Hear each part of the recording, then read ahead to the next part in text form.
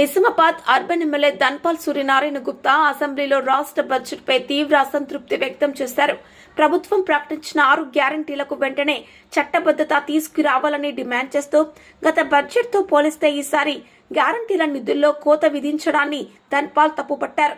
ఇందిరమ్మ ఇండ్ల పథకానికి గత ఏడాది కంటే భారీగా నిధులు తగ్గించడం దారుణమని, ప్రతి నియోజకవర్గానికి 3500 ఇండ్లు నిర్మిస్తామని చెప్పి అమల్లో నిర్లక్ష్యం చూపుతున్నారని విమర్శించారు.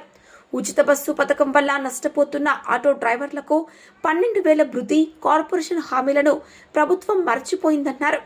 అదేవిధంగా జర్నలిస్టులకు ఇళ్ల స్థలాలు, ఎస్సీ సంక్షేమానికి తగిన నిధులు కేటాయించాలని కోరారు. ప్రస్తుత బడ్జెట్ నిరాశ కలిగించిందని, తక్షణమే సవరణలు చేయాలని అసెంబ్లీలో ప్రభుత్వాన్ని డిమాండ్ చేశారు.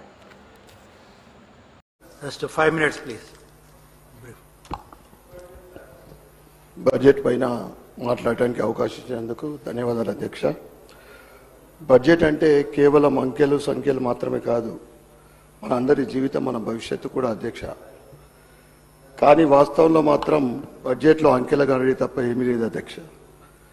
ఈ 6 గ్యారంటీ విషయంలో ప్రభుత్వం ప్రతిష్టాత్మకంగా ఉదరగొట్టిన 6 గ్యారంటీలు ఈసారి బడ్జెట్లో భారీ నిధులు కేటాయిస్తారని ఆశించాం అధ్యక్ష. కానీ తులం బంగారం, మహాలక్ష్మి కింద మహిళలకు ప్రతి నెల 2,500, వృద్ధులకు 4,000 పింఛన్ తదితర పథకాలు అమలు చేస్తారని ఆశపడ్డారు. కానీ ప్రభుత్వం ఈసారి కూడా మొండి చేయి చూపెట్టింది అధ్యక్ష.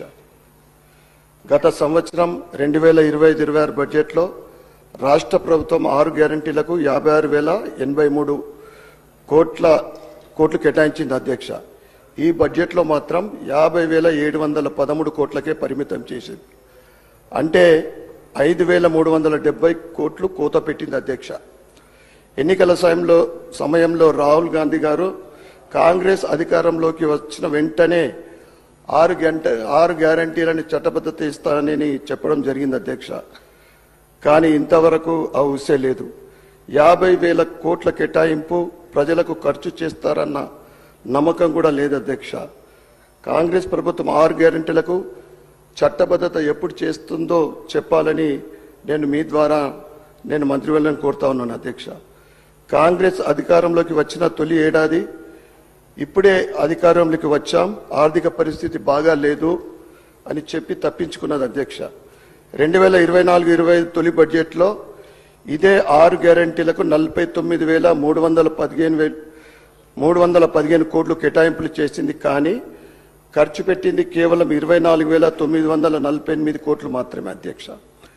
2025-26 బడ్జెట్లో 35,000 కోట్లు ఖర్చు చేసినట్లు చూపించింది అధ్యక్ష.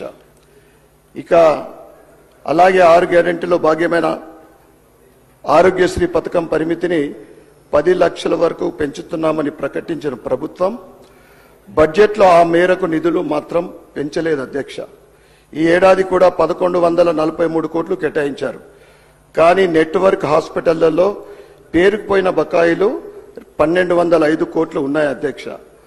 ప్రభుత్వం ఏ విధంగా ఆరోగ్యశ్రీ అమలు చేస్తారో సమాధానం చెప్పాలి. అట్లానే తెలంగాణ ప్రజలకు ఉచిత వైద్యాన్ని అందించే ఆలోచన ఉందా లేదా అని కూడా చెప్పవలసిందిగా అధ్యక్ష మీకు కోరుతున్నాను అధ్యక్ష. ఇక హౌసింగ్ విషయానికి ప్రతి నియోజకవర్గానికి 3,500 చొప్పున 4.5 లక్షల ఇందిరమ్మ ఇండ్లు ప్రతి సంవత్సరం మంజూరు చేస్తామని కాంగ్రెస్ ప్రభుత్వం ప్రకటించింది. అంటే దానికి 22,500 కోట్లు అవసరం అవుతాయి. ఈ బడ్జెట్లో కేవలం కేటాయించింది 7,071 కోట్లు మాత్రమే. అలాంటప్పుడు ప్రతి నియోజకవర్గానికి 3,500 చొప్పున ఇల్లులు కట్టిస్తామనే హామీని ఏ విధంగా నెరవేరుస్తారో ఈ ప్రభుత్వం చెప్పవలసిందిగా మీ ద్వారా అడుగుతున్నాను అధ్యక్ష. 3 ఏళ్లు అవుతున్న నిర్మాణాలు ఇంకా సాగుతూనే ఉన్నాయి. వాస్తవానికి కాంగ్రెస్ ప్రభుత్వం ప్రకటించిన లెక్కల ప్రకారం 3 ఏళ్లకు కలిపి 67,500 కోట్లు అవసరం. కానీ ఈ ఏడాది కేటాయించిన నిధులు కేవలం 5,500 కోట్లు మాత్రమే. ఈ పథకంలో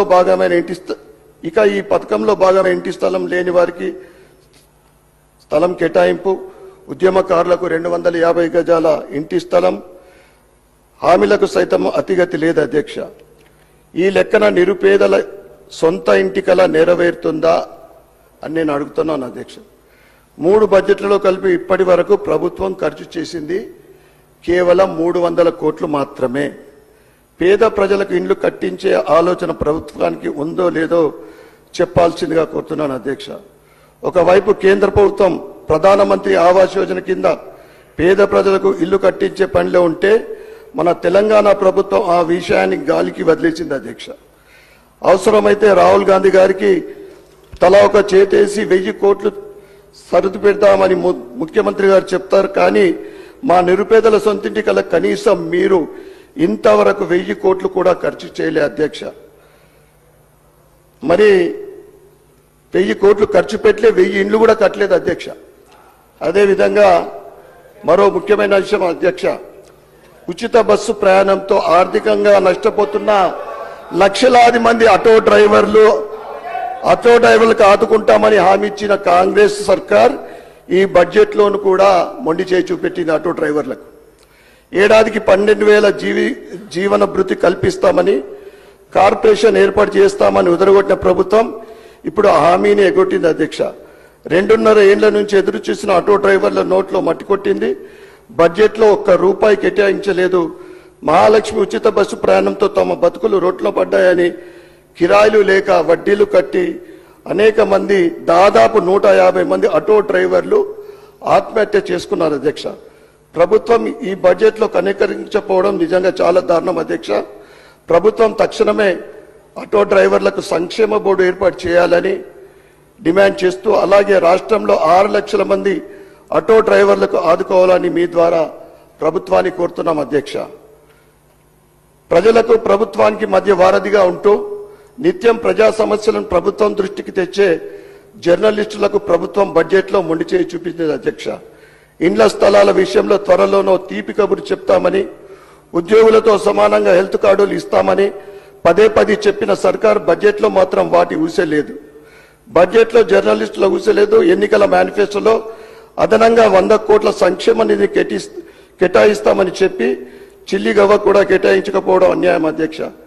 చివరగా 2026-27 బడ్జెట్ ప్రతిపాదనలు గత ఏడాదితో పోలిస్తే దాదాపు అన్ని కీలక శాఖల్లో కేటాయింపులు భారీగా తగ్గడం నిరాశపరిచింది అధ్యక్ష.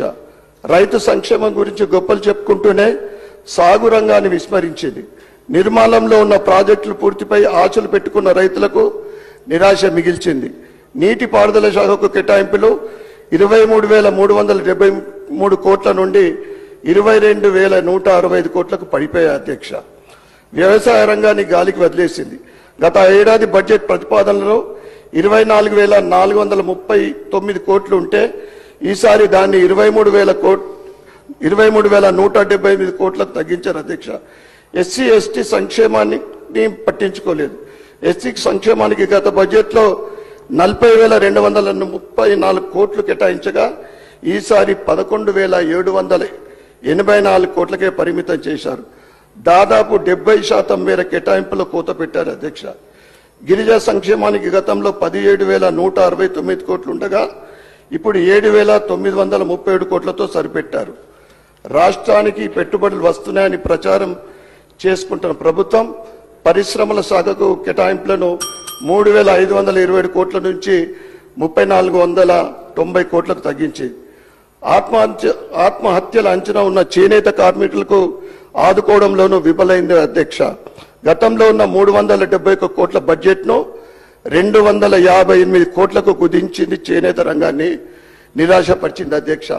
అదేవిధంగా మీరు వికలాంగులకు ఇస్తున్న 4,000 పెన్షన్ 6,000 ఈరోజు అసెంబ్లీ బయట రాష్ట్ర వ్యాప్తంగా వికలాంగులు బయట ఉన్నారు అధ్యక్ష. వారి మీద కనికరించాలని ప్రభుత్వాన్ని కోరుతా ఉన్నాను. ఈ అవకాశం ఇచ్చినందుకు ధన్యవాదాలు చెప్తా ఉన్నాను. Thank you. Tea break for 10 minutes, please.